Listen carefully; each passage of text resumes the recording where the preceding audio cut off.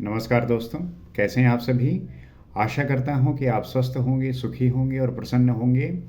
जैसा कि हम श्रीमद् भागवत गीता में ये जानने का प्रयास करते हैं, समझने का प्रयास करते हैं कि जो हमारा लक्ष्य है, हम कभी-कभी क्या होता है कि अपने लक्ष्य से कहीं न कहीं इस तरीके से विस्मृत होते हैं, इस तरीके से भूल जाते हैं कि जो हमारा लक्ष्य होता है, जिस चीज़ के लिए हम निर्धारित हैं, अर्थात जो हमारा उद्देश्य है, उसमें कहीं न कहीं हम पीछे हटते जाते हैं और पीछे हटते-हटते वहाँ पहुँच जाते हैं जहाँ से वापस आना मुश्किल हो जाता है। तो हर एक व्यक्ति अपने जीवन में एक लक्ष्य निर्धारित करता है, उसको पाने का प्रयास करता है, लेकिन इस रास्ते में बहुत सारे उसके सामने चुनौतियाँ आती हैं। अब वो उस चुनौती को वो किस प्रकार से हैंडल करता है, किस प्रकार से उसको मैनेज करता है, ये उसके बोध का विषय होता है। अब चूँकि जो है, जो मन हमारा है, ये सांसारिक विषय वासनाओं से ग्रस्त है, ये इसी की ओर भागता है और इसके तरफ से संभाल के लाके इसको अपने लक्ष्य के लिए लगाना, लक्ष्य के लिए जो है सब कुछ न्यौछावर कर देना, ये आपके बुद्धि का विषय होता है। तो आप बुद्धि को किस प्रकार से बनाते हैं, बुद्धि को किस प्रकार से आप एक दिशा में लाके उसे आगे बढ़ाते हैं, पुश करते हैं, ये आपके जो है होने का विषय होता है। तो इस बात को जानने के लिए, समझने के लिए हमें निरंतर आवश्यक ये है कि उसका जो है हम पालन करें, उसका जो है हम अपने जीवन में उतारें। अब होता क्या है कि जैसे मान लीजिए आपने अपना लक्ष्य निर्धारित कर रखा है और उस लक्ष्य को निर्धारित करने के लिए जो एनर्जी चाहिए, जो पोटेंशियल चाहिए, जो आत्मविश्वास चाहिए और जो फोकस चाहिए, उसके लिए ये आवश्यक होता है कि जो डिस्ट्रैक्ट हुए हैं आप, अर्थात जो अपने विचारों को लेके आप अपने जगह से बदले हैं, आपका जो रास्ता था उससे कहीं न कहीं आप अलग रास्ते पे गए हैं। तो इसका यही मतलब है कि आपकी जो बुद्धि थी वहाँ पे वो कमज़ोर हुई, वीक हुई। क्योंकि बुद्धि हमारी ऐसी होती है कि वो कहीं न कहीं आपको सदैव एक सही और गलत में जो है डिफरेंशिएट करके बताती रहती है। लेकिन मन का स्वभाव होता है कि जो चीज़ आकर्षित लगती है उसकी ओर वो खींची चली जाती है। तो हमारा जो मन है वो उसी तरफ जो है खींचा चला जाता है, उसी तरफ भागता रहता है और जो बुद्धि है वो उसी को पकड़ के लाके सही दिशा में लगाती है। तो बात ये है, आवश्यक ये है कि उस बात को हम समझें, जानें और उसको जो है अपने जीवन में धारण करें। अब बात ये आती है कि हम उस बात को समझें कैसे? अगर कोई चीज़, हम किसी चीज़ से ग्रस्त हैं, परेशान हैं, उससे उपाय चाहिए, तो जैसे आप बीमार होते हैं, तो आप डॉक्टर के पास जाते हैं और डॉक्टर जो है आपको दवा देता है, तो आप जो है ठीक होते हैं। उसी प्रकार अगर आप मन के विकार है आपके अंदर, तो उसे कैसे ठीक करेंगे? मन का विकार है, तो उसे कैसे आप ठीक कर पाएँगे? तो ये ठीक होता है आपके होश संभालने पर, अर्थात जब आपकी बुद्धि आपके मन पे जो है नियंत्रण करने लगती है, अर्थात आपका अपने मन पे नियंत्रण होने लगता है, शरीर पर, इंद्रियों पर, तब जाके जो है चीज़ें अपने जो है स्थिति में आती हैं। अन्यथा ये जो है भाग रही होती हैं बाह्य जो है स्थितियों की तरफ। अब श्रीमद् भागवत गीता इसीलिए जो है ये आपको हेल्प करता है, मदद करता है कि आपको जो है उस तरफ से खींच लाए और जो सही है, जो धर्म है, जो सत्य है, उसकी तरफ जो है प्रशस्त करे, उसकी तरफ आपको ले जाए। तो इसी बात को समझते हुए और जानने के प्रयास से हम श्रीमद् भागवत गीता में इस चैनल के माध्यम से जुड़ते हैं और जानने का प्रयास करते हैं कि किस प्रकार से हम उन चीज़ों को जान सकते हैं और समझ सकते हैं। तो जैसे श्री कृष्ण कहते हैं कि पितामहस्य जगतो माता धाता पितामह वेद्यम पवित्रम ओंकार ऋक्षाम यजुरेव च। कहते हैं, हे अर्जुन, मैं ही संपूर्ण जगत का धाता अर्थात धारण करने वाला पिता, अर्थात पालन करने वाला माता, अर्थात उत्पन्न करने वाला पितामह, अर्थात मूल उद्गम हूँ, जिसमें सभी प्रवेश पाते हैं। यहाँ पे श्री कृष्ण अर्जुन से ये बता रहे हैं कि किस प्रकार मैं ही संपूर्ण जगत का धाता अर्थात धारण करने वाला हूँ, पिता अर्थात पालन करने वाला हूँ, माता अर्थात उत्पन्न करने वाला हूँ, पितामह अर्थात मूल उद्गम हूँ जिसमें सभी प्रवेश पाते हैं, और जानने योग्य पवित्र ओंकार अर्थात अहम आकार इति ओंकारा वो परमात्मा मेरे स्वरूप में है।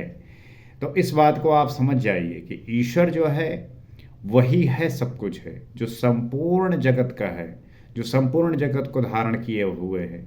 वही जो है पालन करने वाला है, वही जो है उत्पन्न करने वाला है, वही जो है मूल उद्गम है, और वही जिसमें सभी हम प्रवेश पाते हैं। इसीलिए जो है हम ईश्वर को अपना माता पिता मानते हैं कि वही जो है पालन करता है और वही जो है उत्पन्न करता है। और ओंकार अर्थात अहम आकार इति ओंकारा वो परमात्मा मेरे स्वरूप में ही है। तो सो अहम तत्वम इसी इत्यादि एक दूसरे के पर्याय हैं। ऐसा जानने योग्य स्वरूप मैं ही हूँ। तो इस बात को समझते हुए कि जो उसका सिनोनिम्स है, जो पर्याय है, जिस तरीके से आप जानते हैं जो भी उसका स्वरूप है, उसे जो है हम उसके योग्य समझकर उसका जो है धारण करते हैं। ऋग अर्थात संपूर्ण प्रार्थना, साम अर्थात समत्व दिलाने वाली प्रक्रिया, यजु अर्थात यजन की विधि विशेष भी मैं ही हूँ।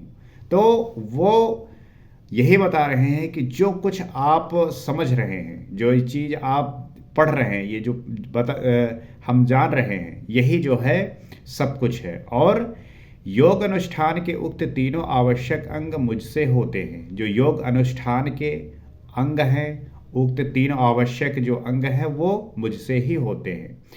कहने का तात्पर्य यह है कि ईश्वर जो है वो सर्वत्र व्याप्त है, वही जो है पालन करता है, वही जो है उत्पन्न करता है, वही धारण किए हुए है, और मुद्गम जो है मूल उद्गम जो है वही है।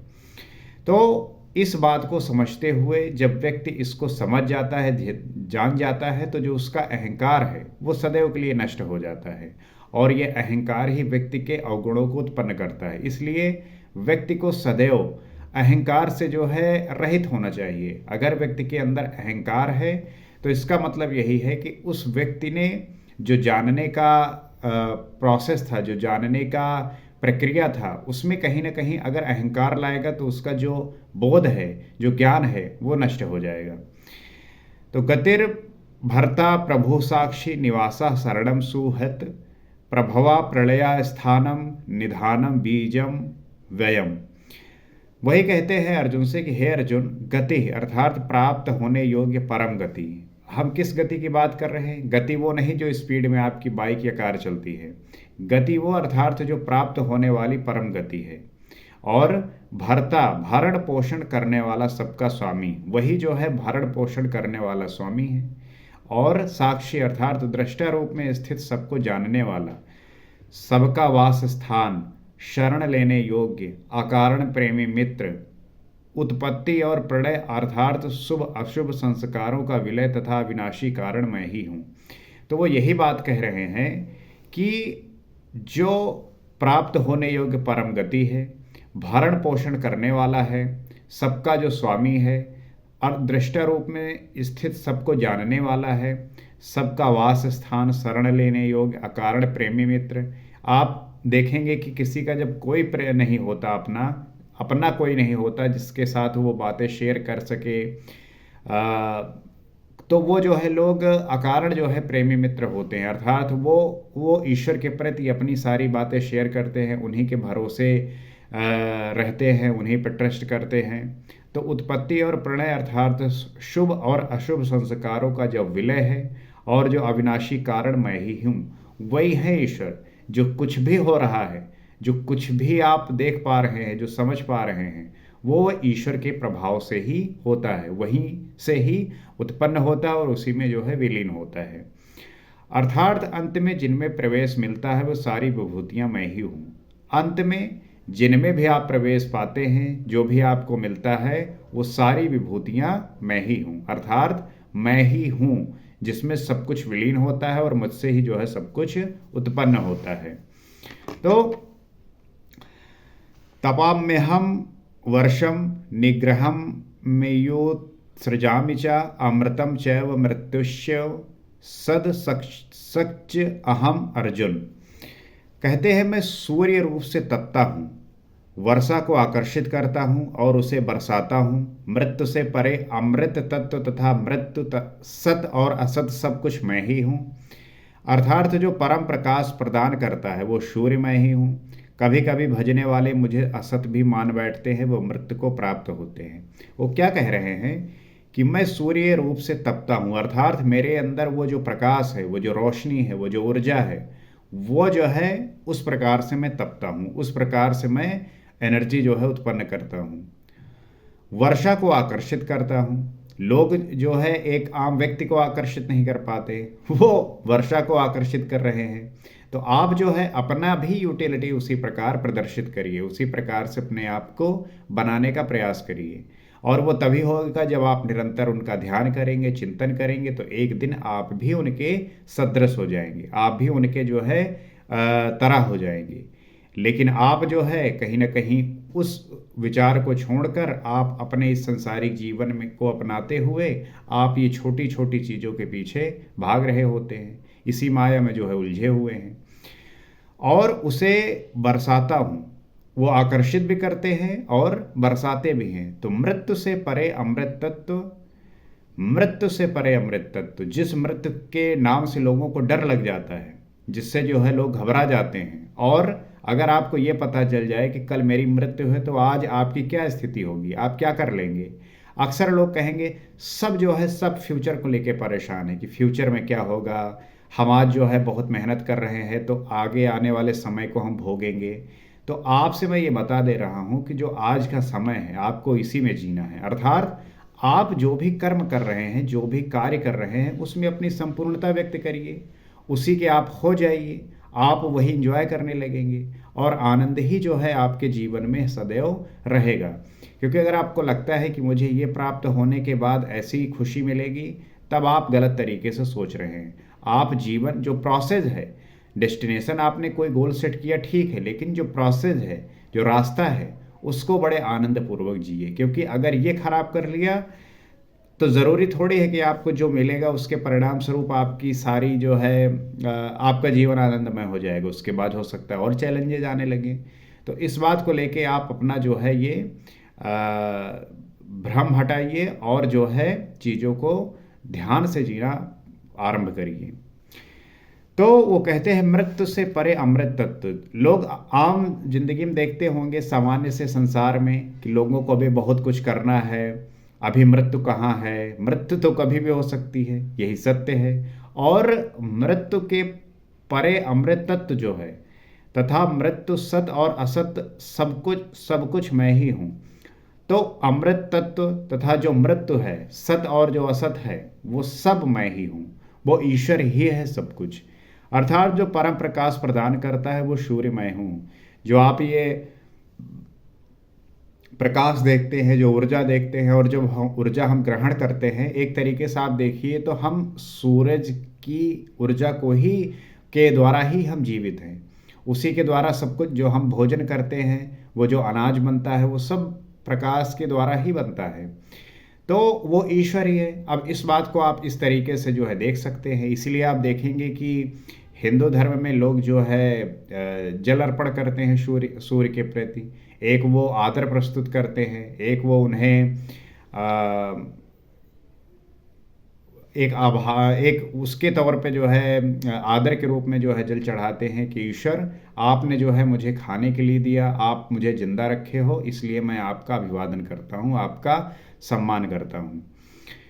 कभी कभी भजने वाले मुझे असत भी मान बैठते हैं, वे मृत्यु को प्राप्त होते हैं। बहुत सारे ऐसे लोग होते हैं जो असत्य समझते हैं, जो मानते ही नहीं, जो समझने का प्रयास ही नहीं करते, तो वो जो है मृत्यु को प्राप्त होते हैं। और वो मृत्यु जो है उस व्यक्ति को इस बात का सदैव आभास कराती है कि जो आप सोच रहे हैं, वो जो आप नहीं समझ पा रहे हैं और जो समझना चाहिए, उसके लिए आवश्यक है कि आप जो है चीज़ें जब चिंतन करेंगे, उसको उस तरीके से प्रोसेस करेंगे, और जीने का जो आपका नज़रिया होगा वो धीरे धीरे बदलेगा, और आप पाएंगे कि आप जो है एक अलग इंसान होते हुए, एक अलग तरीके से बनते हुए, आप जो है इन चीज़ों को जानते हुए, काटते हुए उस ईश्वर को जो है प्राप्त करेंगे।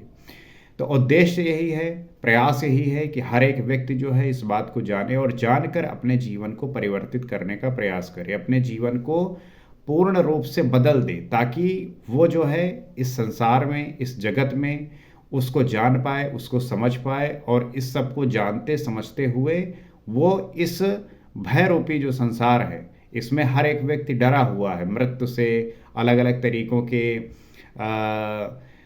अलग अलग तरीकों के जो है भ्रम से, तो उससे जो है उसको निजात मिलेगा और उसके जीवन में एक आनंद का प्रवाह होगा।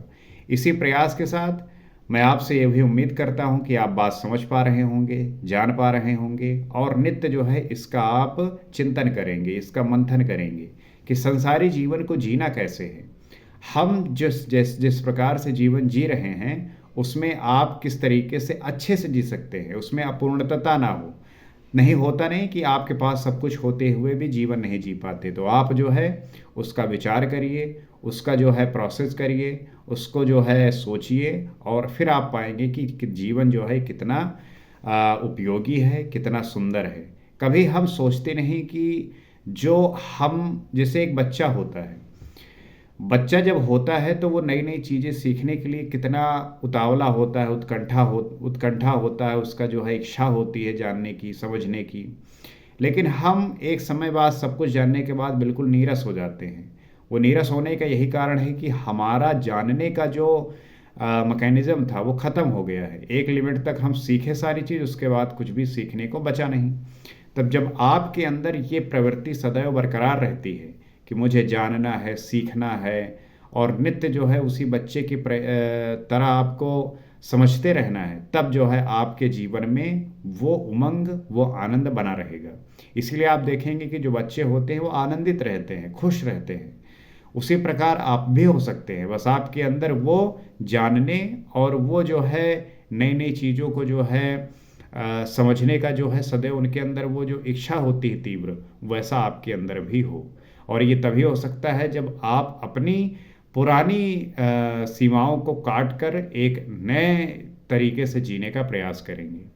तो इसी उम्मीद के साथ आशा करता हूँ कि ये बात समझे होंगे, और समझकर इसको अपने एक्शन में, स्वभाव में, कार्य में लेके आएंगे, ताकि इसका जो है आपको लाभ मिल सकें। और इसी तरीके से हम इन बातों का जो आदान प्रदान करते हैं, आप क्या समझते हैं आप भी बताइए।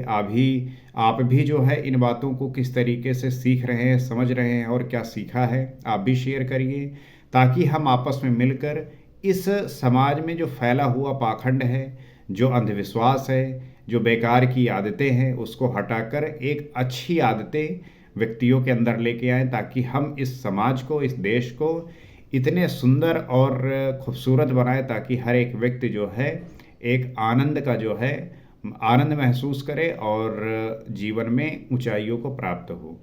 तो ये बातें अगर आपको समझ में आ रही हैं, ठीक लग रही हैं, वैल्यूएबल लग रही हैं, और इस तरीके के विचार से जुड़ना चाहते हैं, इस तरीके के बातों से आदान प्रदान करना है, संवाद करना है, तो आप जो है इस चैनल से जुड़ सकते हैं, ताकि हम नित्य इसी तरीके से बात करें और समझें और जीवन को एक उत्कृष्ट अवस्था पे लेके जाएं। इसी प्रयास के साथ अगले एपिसोड में आपके सामने फिर उपलब्ध होंगे। नमस्कार।